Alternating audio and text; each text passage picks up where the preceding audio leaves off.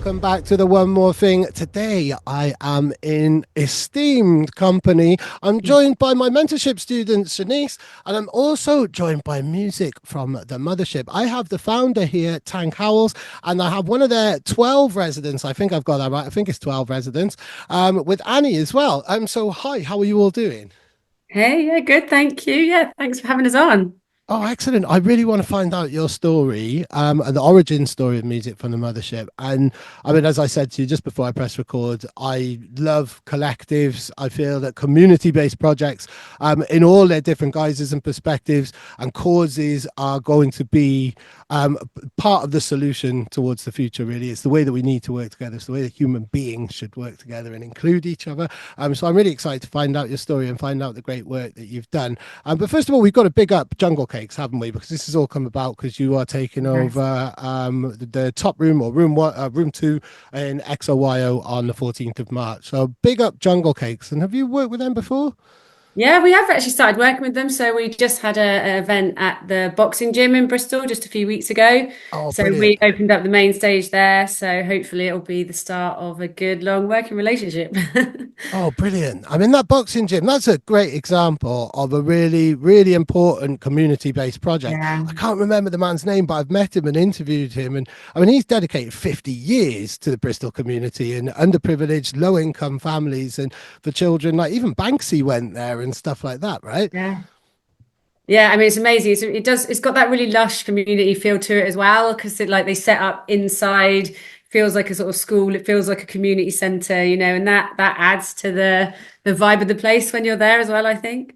Definitely, definitely. Like really old school raves, and none of you would be old enough to remember, but old school raves in the kind of mid 90s you would find in leisure centres and random places like that. So I think when you take it out of a commercial bar and a licensed venue type of place, it suddenly becomes a lot more exciting and a lot more creative when you're using a different space, isn't it? Yeah, definitely gives you that pop-up feel. And I will say that I was privileged enough. I am tipping over the other side of the age, so I was there in the mid 90s, Oh, wow. late Okay. 90s, yeah. Some of those raves. Okay, cool. So let's go back. Let's maybe not that far, but tell me how all of this began and take me on the start, the beginning of your journey. Okay, so I'll start at the beginning but briefly. So I in the late 90s, I first went raving when I was about 13, went to my first rave. It was white gloves, whistles, and I went to the happy hardcore sort of room with some friends Brilliant. that were going. And then it was at Sanctuary and Rollers in Milton Keynes Oh, back in those wow. Go days. on. Yeah. And then I went over to Rollers and it was drum and bass and Stevie Hyper D was playing, and that was it. That was from that day dot was my love for drum and bass started. Wow. Um, I learnt to mix on vinyl when I was 18 and DJed for a bit when I was younger. And then sort of all sorts of different things happened. So then fast forward to about probably 4 years ago now. And I got back into mixing just for a hobby to do in the evenings while my kids were in bed. So I bought a tiny mini little controller and I just started finding out what the contemporary drum and bass was sounding like that was happening right at that time, because obviously all of my vinyl collection was from like the early 2000s. Mm. So and then kind of how this started after the first couple of gigs that I did as Tank Howls, the very first thing I noticed is I felt really isolated. I felt that I was going to gigs on my own. If you're in a band, you have a community of people Yeah. around you to support, to enjoy it with. And I could see I was the often put on first, the only woman on the lineup. And I was like, hang on a minute, where are all these women in drum and bass? I started researching it and realized there were actually, hundreds of women in drum and bass coming Mm. up all over Instagram, on lineups. And I was like, I wanna get to know some of these women. I want to support these women. I want them to feel supported like I wanted a support network. So I started Music from the Mothership, the radio show, and that was kind of the catalyst for where we are today, really. Right, brilliant. So there was quite a big gap then in your journey where you weren't following music quite as intensely as you can do when you're a teenager and when you get into it. Yeah, life was, kind of you're developing your career and your family and things like that. So what was the biggest difference that you noticed when you came back into the music, really? And this could be any observation from the sonics, the type, the arrangement of the music to the demographic and the attitude and the culture.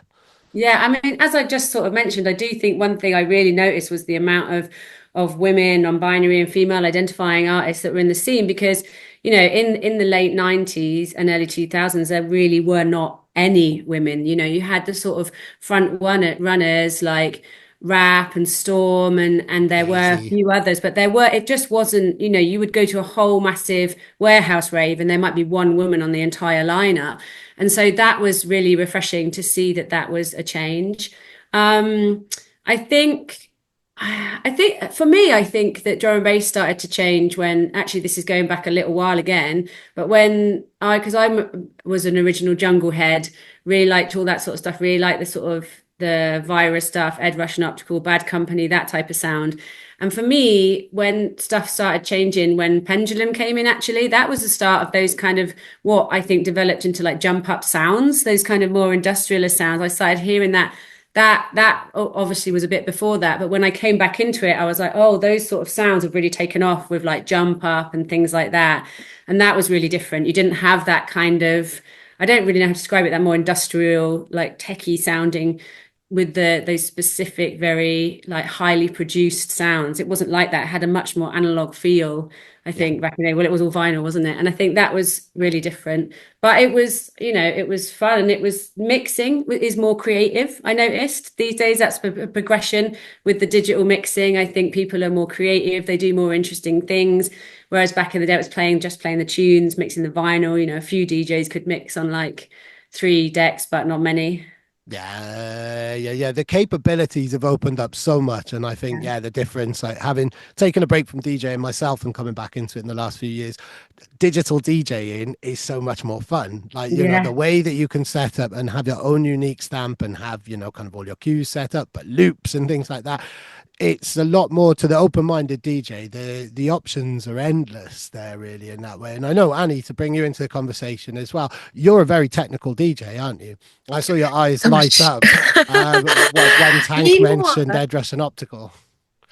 Yes, exactly. You know what? I wouldn't say I'm one of the most technical ones. The way I came in through the scene was, I think, this new generational sound where, you're right, it is the pendulum and pendulum, following pendulum sort of sounds. And then that's where I started. But then as I progressed, strangely, I progressed backwards in time. And I think now what I really appreciate and listen to is a lot of the old like tech step, like old neuro, think is what people would say now, like Ed Rush, Optical. Yeah, like, yeah. I think that sort of sound is where I go to now. But I do appreciate the people who are very, very technical for decks chopping. But I think it is just, it just depends on the genre you're playing, the crowd you're playing to.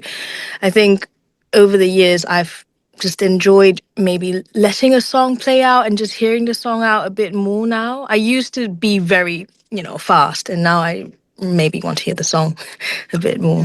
Yeah, Yeah. letting things breathe a little bit Yeah, more in yeah. that type of way, really, I think. Exactly. Yeah, yeah. Cool. When was the very first kind of big music from the Mothership show, like event that you did? Ah, that's God, I think my brain is not surviving as well as it used to back in the day. I think I think our biggest show to date, I can't remember what our biggest first ever show was, but the one that sticks in the head the most was Boomtown last year. We played wrong side of the tracks on the Thursday.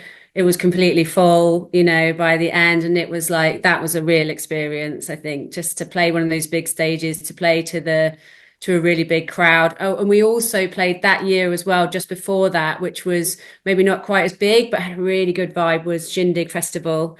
Mm. Um, yeah, on the Naughty Listers stage. And again, just huge crowds, massive vibes. And it's just like, and all of us there together on a stage, dancing, supporting each other. And I think that was, yeah, they're the two most memorable from last year.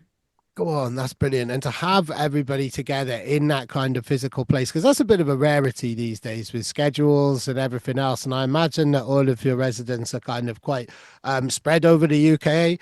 Perhaps I'm not too sure actually there, but those are the moments really when you're kind of spearheading a movement, really a collective of people, when you all have yourselves together and you've got that kind of physical contact and you can see like the crowds in front of you. Those are the moments where you know that you're actually having an impact, I guess, really, aren't you? Or Yeah. making a connection, maybe is a better way Yeah. of phrasing it.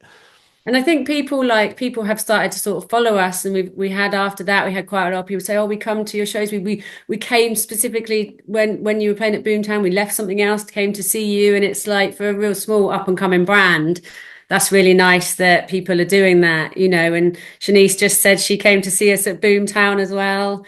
So Yeah. I think it's that's really nice when you're, you know, I'm a teacher and I saw some of my ex-students in the crowd. You know, like miss. Brilliant.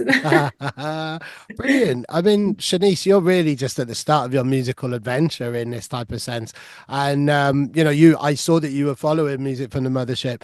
So it's great to know that they were already on your radar. But what was your first impression then? And is these, you know, were they kind of part of your journey into drum and bass when you first saw them at Boomtown? Yeah, I feel so new to the whole drum and bass world, but Boomtown is really like how I fell in love with the scene in the first place because I've been going since I was 16, and before that, before I ever went to Boomtown, I did not know what drum and bass was. Like I didn't know anything about this kind of music, and then I just went and I fell in love with it, and it's been so cool every year going back to see more women performing and more women on the lineups. So finding collectives like Mothership that really champion that aspect of the music scene is amazing. Yeah, Oh, thank definitely. you. And as I know that, you know, it's women and female identifying artists, and everybody from underrepresented groups, and people and LGBTQ as well.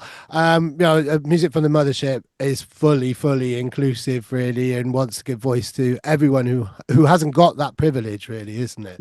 Yeah, I think that's really important to us. I think, you know, when it first started out, it started as a radio show focusing on female identifying, but as it moved on, you know, there's still a massive gap on lineups and in the industry for, you know, members of the LGBTQ community, ethnically diverse artists. It's still, you know, predominantly a very male white scene. And I think, you know, with the sort of the amount of amazing talent that is out there, I think we need to see that shaken up a little bit, and that there's just more of a diverse mix of different people on a line, not just one at the beginning or one somewhere else on the lineup. Just Closing or back to back or something. yeah, You know Yeah. what? The Mothership Radio was the very first time I've ever DJ'd yeah. I to was any thinking sort about of that. audience. Oh, wow. The reason why I started to DJ was because Basecamp was meant to come in for an interview, and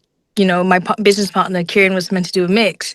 He couldn't make it anymore. I didn't want to cancel, so the solution was just for me to learn how to DJ in 2 weeks, and Ah, then come and amazing. do the mix. So yeah, if it wasn't for that platform, I would have never really been pushed to start to DJ at all. Wow. So you were involved then more kind of you were I interested in was a the promotional promoter. side. Yeah. Yeah, You I was a wanted to promote and promoter. create an event and create Yeah. those opportunities for people. But DJing, that surprises me that DJing wasn't on the agenda for you in that type of way. What an amazing happy accident. So I'm so Yeah, glad that so that this Yeah, was my happened. like start, full really. circle. Yeah. Yeah, You yeah. actually Yeah. smashed that gig as well, to say, you know, you've been doing it for 2 weeks. I I was like, what? practiced That's why I was like, a come and lot. join us. Wow. You must have been terrified. That must have been a Oh real yeah, I adrenaline was. moment. I Wow. was. Go Yeah. on. In terms of kind of creating, you must hear, Tank, this type of feedback all of the time where you've given people their first opportunities. You've opened doors for people. And it's not something that I don't think anybody who sets up a collective and tries to create a community ever expects. And I get little kind of feedback where it's like, wow, cool, wasn't expected that. Well, you've created opportunities for people, you've created moments for people.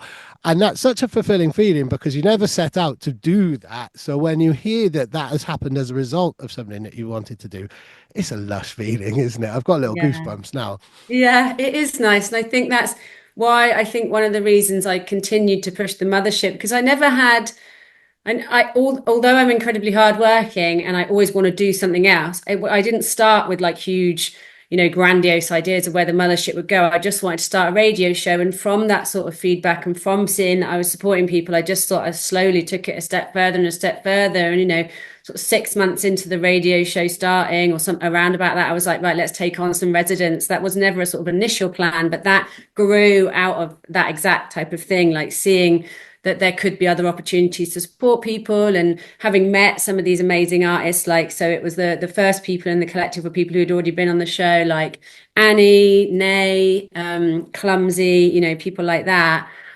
So we started a little bit smaller and we grew over time. Yeah, that's the best way. That's the only way to grow, I think, to have some real kind of solidity. And then you've got your own headliners, then you don't have to worry about kind of booking. You don't need to attract other big talent or anything to get people to your nights because you're a collective. You've got your artists there. And yeah, you're creating your own headliners in a way, really, aren't you? Yeah. And I think that's great because you have got people who, you know, Annie is getting really known for Base Camp, so is sort of has a reputation. Clumsy Yeah, as well. She's yeah. grown a lot in the last Yeah, year. Yeah. Yeah. definitely. So we've Yeah. got Clumsy Nay Kevin as well. and DJ Nay, who is the Yeah. label manager for Dub Shotter. And then some of the other residents are still sort of really up and coming, but they're getting a name for themselves through being promoted through the Mothership. You know, we've got some Frome-based artists who live in Frome, where I'm from, which is Asset and Tash. And then we have Bristol-based artist Fia, you know, she's only 18. So it's like also a real range of different artists. We've got one of our MCs is down south of London. I think it's like Kent or somewhere like that. I can't remember exactly. Sorry, Kemsy. And we've got another singer vocalist in Bristol. So we're really spread out as well. And I think it's just that's nice. So we can sort of touch on different locations. So we can play in London, we can play in Bristol, we can travel to different locations as well. Yeah.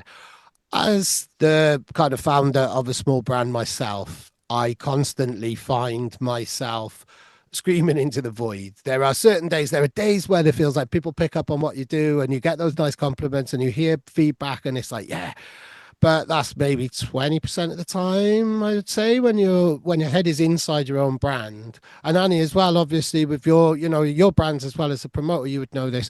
There's so much stuff that you feel like, oh, that didn't quite hit the land with people, or Yeah. people aren't listening. What are the biggest challenges that you've faced, both in terms of kind of developing a brand, and how do you overcome those days where it just feels like no one's listening and it's Yeah. I mean, it's nice to hear someone else say that because I do get those days. And in all honesty, I think it's this time of year. I'm just getting a bit of sunshine now. So it's like, yeah. that's great. But January is a hard month. And, I do have those moments when I am like, God, can I keep doing this? I've got 2 kids, I've got another career as a teacher, and so my life is so incredibly full. And I almost get to that point where I'm like, have those days, and I'm like, oh God, I just don't know if I can carry on. And then I just don't quit. And you know what? There was some really good advice that someone told me that DJ Hybrid had told them. And that was, he had said that the people who make it in the scene are the people who don't give up. You just don't give up. He was like, just don't give up. And I think that has been a mantra that goes around in my mind, however tough I feel, that if I don't feel like I'm getting the recognition, or if I don't feel that, I just try and put that to the back of my head. And I just think, well, why am I doing this? I'm doing this so our collective can grow. I'm doing this so I can be connected to the music industry, so I can help other people. And I'm already smashing that.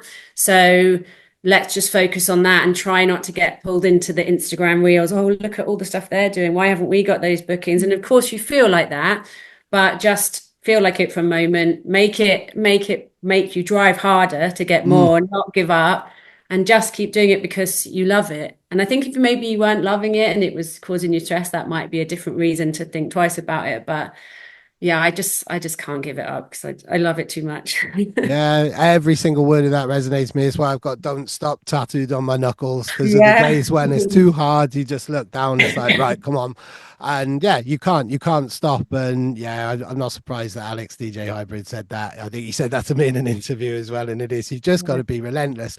Annie, as a promoter, I mean, promoters, I think, have the hardest time. I think, Yes. especially at the moment. Yes. Like, you're up against like massive, multi-million, multi-billion invested beasts at the moment. Exactly. Crude commercial operations. There's very little space for underground DIY independent promoters. It's fucking hard, isn't it? Excuse my French. It is. I think it really is. And it's funny because I think we are, my brand, Basecamp, we're celebrating 5 years, this year. And looking back, it's exactly what Tank has said. It's the reason why we've, I think, managed to sort of push past and do well is because we just kept going. You know, in the beginning, and even now, there's several events where we lost a bit of money or it didn't quite turn out the way we wanted it to for one reason or another. And it's like you said, you know, if you're up against big corporations, you can't book certain artists, you can't be in certain venues, you can't do things on certain days. It's quite political and difficult, especially if you're in a big city like London or Bristol. But we just kept going, and I think over time, if you just refuse to stop, Yeah. people just acknowledge you. Yeah. Yeah, it It's really true. is. It Yeah, really is true. If you just keep going and, you know, as long as you still love it, just keep doing it, people will eventually notice. Yeah, take notice. definitely. And Yeah. I think it's really important. It's something that you brought up earlier, Tank, of kind of starting off small and not having grandiose ideas, but starting off with a little idea. And I will not mention the promoter's name because they're generally a good person. But I almost fell out with somebody because there was so Not Bad for a Girl did that viral post a couple of weeks ago about the cost of being a promoter and breaking down the cost and how hard it was to Mhm. be grassroots. Quite a few people put this up on Facebook. There's a huge discussion, and a young promoter, 25 years old, really, really well known, was saying, "Go big or go home. That's the only way." And I know that he started at a small venue a couple of years ago, and it's just, you know, his label's taken off. He's really well known. And it saddened me. I don't want to give any clues to who it is because it's not they're not part of this conversation, but it triggered me to think like, wow. So someone of that generation, a new generation, is already saying go big or go home. And it's the go big or go home attitude, which I think has caused all of this problem, like late stage capitalism in general, go big or go home, isn't the solution because it eliminates 99% of people, like whether that's the punters, the DJs, or anything like that.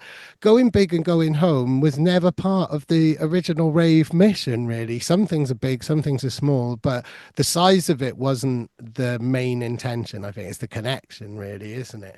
The community. Yeah, I think the best events I've been to are 400 or 300 capacity or smaller, definitely. Yeah. I was Yeah. just going to say, like we've started a sort of event series this year, and we started in a venue that was a little bit bigger, and I think, and now we've shrunk down, and we're going to be doing them at Cozy's in Bristol, which is only about 100 capacity. And actually, I think in that sort of very small venue capacity, I think the scene is quite alive, and I think you have a bit more Mm. opportunity as a promoter. I think there's those huge promoters at the top, and I think, like you say, Annie, those sort of size gigs are great to go to, but they're the hardest ones, I sometimes think, to run at, like maybe 200 people, 300 people, because then you've really got to fill it to, like, you know, get even just your money back. Mhm. And that's such a risk. I think that puts people off, because I can say I can put a night on, I can get 100 people there. That's probably about right. I could do that. But could I get 300 people there? That's not guaranteed. And then that's what I think what puts people off. And it's so much, like you said, with the Not Bad for a Girl, how much it costs to run these things. It is a real challenge, and it's such a shame for our The country, scene. for the Yeah. scene, and for the culture, because it's making only kind of one type of event the main thing. People will go, I'll spend my money on that, I'll go to that because it's getting a monopoly. And Mhm. lots of people go, well, I'm going to save my money because I'm going to the bigger event next weekend. I'm not going to go and spend on alcohol this weekend, and I'm going to save my money. And I think that's unfortunately what's happening. We need the Yeah. government to step up and support more, really, and care more about the cultural side of our country, because it just Yeah. hasn't done Yeah, for a really I long think that time. I think there needs to be rules about monopolies and just, I think, very aggressive policies around blocking artists or monopolizing artists' venues, look at like stuff like that. I think it's not an area where the government has a lot of, you know, oversight over. They've got bigger problems to deal with, of course, but you know, in I the mean, I think UK, we're but going, certainly world politics, we're going in the other direction where it's horrible, aggressive deals gosh, yeah, oh my are the gosh, currency now, really. And that was yeah. something that I wanted to ask. Like in this year alone, things have changed. We're in a Mm. very turbulent landscape, and especially for a large proportion of people you represent, anybody who is trans, in America right now must be feeling just awful about the way that they've had freedoms taken away from them. They have no empathy for their government at all. Have you noticed any kind of influence on that in like conversations that you've had as part of your community? Obviously, but you know, anything that happens in America seems to trickle down to the UK. We are seeing all sorts of horrible, grubby behaviour, especially in terms of like the rise of right-wing people and just horrible outward racist behaviour. Are you seeing any kind of extra adversity that any of your collective are facing in light of recent global trends and Yeah, horrible behaviours? I think luckily right now, no, I haven't seen it. I think that's because within the scene, I think there would be outroar. I think there would be a real minority of people who would feel like that. And I think that they would be ballsy as hell to bring that up and think, I think a lot of people would stand up and say that's not correct. That's what I believe anyway. I Yeah, think I've seen that. I think, you know, with all sorts of things like keeping people safe in raves and looking out for people and supporting all sorts of people. Yes, people have lots of different opinions and views on things, but genuinely, I think in the UK at the moment, what I can see in the raves that I go to is people genuinely are gonna sort of stand up for each other a bit more. And I haven't really noticed anything negative like that. And maybe that's just luck. I don't know. But I think what it does do, I think it makes collectives like ours even more important. I said this in another interview, but it's like it's like a positive protest. It's like making noise about an issue that people are thinking isn't possibly an issue when it still is. And it's just, I think what I'm realizing now the mothership is really growing into it is that it's like shining a light on the fact there is still an issue. We need to be here because we maybe wouldn't need to be here making this noise if everyone was getting a fair shout or a fair voice or a fair opportunity. And I think that we're making that positive protest. massively. I actually wrote down that quote. I looked at that on your Instagram and said, yeah, Yeah, if you don't go on the march, no one is going to know there's an issue. And I thought yeah, that summed it up, perfectly. Like, it's because that is the usual response. And sometimes I'll get feedback like, oh man, you're laying it on a little bit thick there. Or come on, Dave. Like, and it's like, no, like, we need to shout about this. And especially me as a man to highlight that, like, or otherwise I am part of the problem. If I don't speak out as well, then I am just as complicit as any other man who's throwing their privilege around and abusing it in that way that has been happening forever, really. Yeah, and that quote really kind of stood out to me. So I'm glad you've brought that up. And let's focus on a few of the initiatives that you have, because you've got loads going on. You've got like the student sessions, you've got the AAA Academy. This is all happening in the next couple of weeks as well while this goes out. But you've got loads of initiatives which are bringing people in and helping people. So let the world know. Okay, so we've got the radio show first. So you can apply to come onto our radio show. That's hosted on Data Transmission, and we record that at Headroom in Bristol. Big up Headroom and Les. So you can actually apply to come onto that. The waiting list is huge, but we do work our way through it. Everyone on there will eventually play. You can do a guest mix. Our resident DJ Nay sorts that out. So she looks for female identifying mainly, but not always. Artists to do guest mix with. Like we just had an amazing artist who's actually a deaf DJ Oh, come wow. on. Yeah, so that was really great.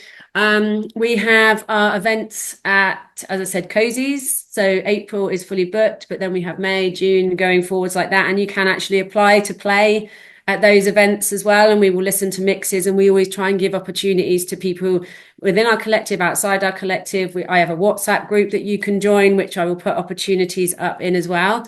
And then with Nikki, Euphonique, we are running the AAA DJ Academy. So that is kind of actually her baby. I wouldn't want to take all the credit for that because she has worked incredibly hard, but we have come on in it together. I'm one of the main tutors there. We actually had a taster session last night and it was really good, really positive. Oh, So yeah, brilliant. about supporting the next generation of DJs, but also giving people the opportunity to like upskill as well. And we've got some really amazing guest tutors like Daisy, Crossy, Oh My Rosh, like a whole range of people coming in and talking about the industry just to support people in a whole rounded thing. Yeah. And then we got our own events and as a collective as well. So like our takeovers and things. So Go on. I mean, it seems that like, are you? Because I've been a bit negative about the state of the world and where we're going in the future. I think I am as a father. I am as just a grumpy old man, and I'm doing my bit to put some positivity out there. But you seem a lot more positive. You seem to have a lot more of a positive outlook on the future, and you seem hopeful about things. I don't know if that's just a professional tone,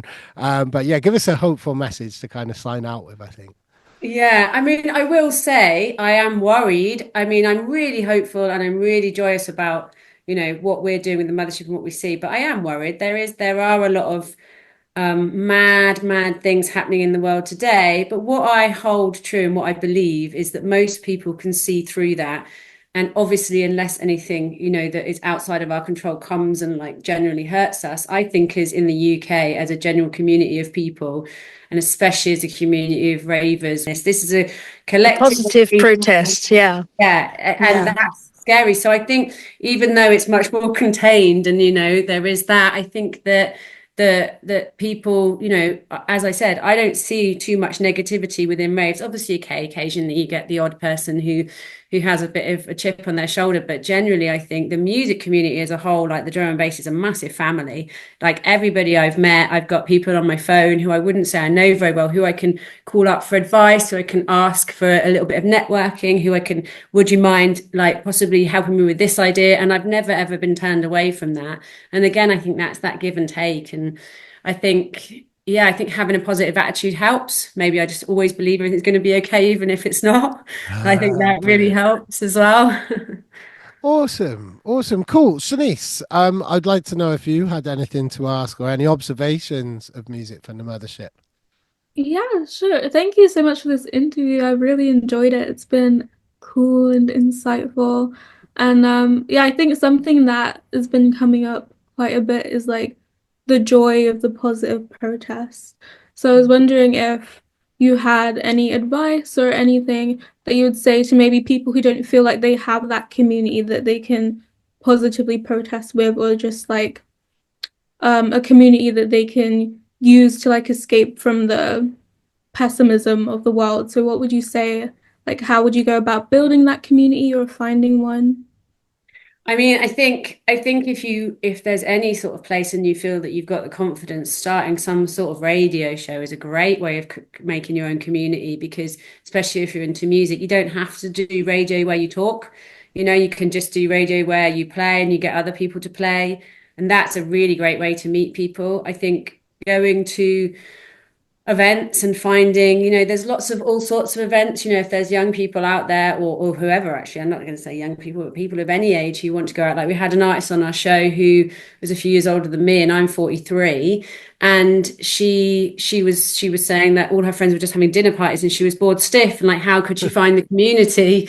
And it was like, I think so she found where her local venue were, and the venue were really supportive. She actually emailed the venue saying, can I come down? And they said, yeah, sure. So I think growing the community, staying in touch with people. You've got a lot of things like sober raves and stuff. There's so many different things where you can kind of get involved and find a little niche for yourself. I think even things like this, like try and um, make communities of people that are just writing about the music or talking about it, or just being together and creating that community. Because I think within community, you just feel safer and you feel stronger, and that's where the protest can grow. I mean, look at what the SOS and George has done. I mean, he's started that, and that's become a huge protest about. And that's what I was kind of touching on earlier about the government can do more. The government can't get involved in all the sort of in the goings on within the club scene, but they can do more to support grassroots venues and things like that. And that's what his whole sort of cause is about. And that's become a really big protest, and lots of people are supporting that. And that is really, making a really big difference. Yeah, massively, massively. And yeah, that's literally just started out of one cause. I think that's great. And I love the phrase positive protest in that way, really. I think that word has been demonized, hasn't it, by the government into something that's kind of negative. But we need that protest that have made all of the great changes that we enjoy in life, from, the movement towards any form of equality to having weekends and things like that, like workers' rights and stuff. I guess there's another point that I want to touch upon, being as we are really similar age, I'm just a few years older than you, is age diversity. And I think, like, I went through a phase in my late 20s, early 30s, thinking that dance music and writing about it was a young person's game. And then realized, like, no, actually, and maybe it was made to feel very welcome by a lot of key people half my age. It's like, if you're doing something, if you're doing something authentic and you're there, you have a reason to be there, then no one questions your age. But you don't realize that until you get to the certain old age. Really, I think there's this kind of gray area in between where you think you're too old, but you're really not at all, because you're only in your 30s. And I as honestly, that's young. yeah, I honestly think I thought when I hit like my late 20s that I would grow out of drum and bass, and that's partly why I moved away from it. I was just waiting for that moment when I was going to grow up, and I never did. I never grew up. It just never happened. And then I was like, why am I just pretending that I didn't ever pretend that I didn't like drum and bass, but I just sort of stopped listening. And I mean, I had two young kids, like babies, and that's a whole world of its own. But I think that I just think it's so important, age diversity. Like, one of our residents is the same age as me, and like on the course last night, there was a woman who's a little bit older, and she emailed in to check. She emailed Lakota and said, "Look, I'm a bit older, I'm a woman, I've got kids. I don't really know if this is going to be right for me." And they forwarded that message on. And I was like, this is absolutely going to be perfect for you. This is what this opportunity is, because I'm that person. I'm you. Like, I was that person a few years ago, and I think when I first came back to this, I suddenly thought, God, am I a bit old? Am I like, well, I sometimes joke, like, I just need my little Zimmer frame, and I could be pretty much everybody's mum in the rain. Like, they could be my children, but I just don't think it matters. I don't really notice that. No one has ever brought it up. I think people are intrigued by it and interested by it if it comes up. But also, I've got so much respect for people of all ages, and especially the youngest generation, because I'm a teacher, a secondary school teacher, and I have a huge amount of respect for people who often are really under respected because of their age. And I think that age diversity and respect for age is important from all aspects, from older to younger. And I think the scene is a front runner for that, because a lot of these big DJs, they ain't getting any younger. Yeah, and they're No, it's showing no true. signs Yeah. of retiring as well, really, in that type of way. And I think, this is the first stage where jungle music and this culture, rave culture in general, has got to this point. So we are the kind of the first generation of older people, or the people in their 50s kind of are. And if you look at rock music, where there's so many comparisons in the development of that coming through in the 60s, if you go to an Iron Maiden concert, there's the accessibility area is bigger than the actual mosh pit because of the age of people. But people don't stop. You don't stop being into extreme forms of music, or amazing forms of music, and I think that's probably the biggest myth. Like, I just thought, no, there will become a point, and it was when parenthood came in. It's like, I'm going to give up all of this malarkey, but it comes back in, it draws you back in, really, doesn't it? Also, what can people take home about Music from the Mothership now as we sign out? I think people can take home about the Mothership is that we are a growing collective and entity, events company, radio show, who genuinely want to support people, want to support diversity and inclusion in the scene, and who want to make a lot of noise about the issue. One of the reasons that this all started was, let's see more diverse lineups. I think that's the most important thing. I would love to start working with much bigger brands. Wouldn't it be great if much bigger brands were giving collectives like mine residencies, so they would guarantee that there was always going to be a rotation of diverse artists coming through their nights. And we're not the only collective like this. There's a lot of other really amazing collectives that are focusing on exactly the same as us. And I think if they could sort of have on their sort of agendas that they make it a big issue, and that they would start working more with our collectives more, I think that would make a really big difference. So I think I'd like to really see that. I don't know, Annie, if you've got anything to want to add about Mothership from your view. I think it's a collective that really champions the values of inclusivity and positivity, and I think I would really like to see this sort of collective, not just like us, but there's many like us, be represented more in lineups, because I think these days getting onto a lineup, a lot of it can be quite, political or quite commercial. There are a lot of commercial decisions, and, it's hard work, and I respect that. But I think that sort of I would like to see a bit more space to represent the people who are, maybe not as commercially minded or social media minded, but still love the music and love the scene and give back to the scene, be represented on lineups. Yeah. Definitely, definitely. It can't happen soon enough. And I hope any promoters who are watching this take note, really. Thank you so much for joining me. It's been an amazing conversation and just great to tell the Mothership story in that way. And thank you for joining us too, Shenice. I hope that's been a real cool eye opener for you as well. Thank Thank you you. for your time. Thank you. Brilliant. Thank you very Thank you much. so much. Have fun at XOYO and everything else you do. And I'm sure our paths will cross again really soon. Thank you. Yeah. Thank you.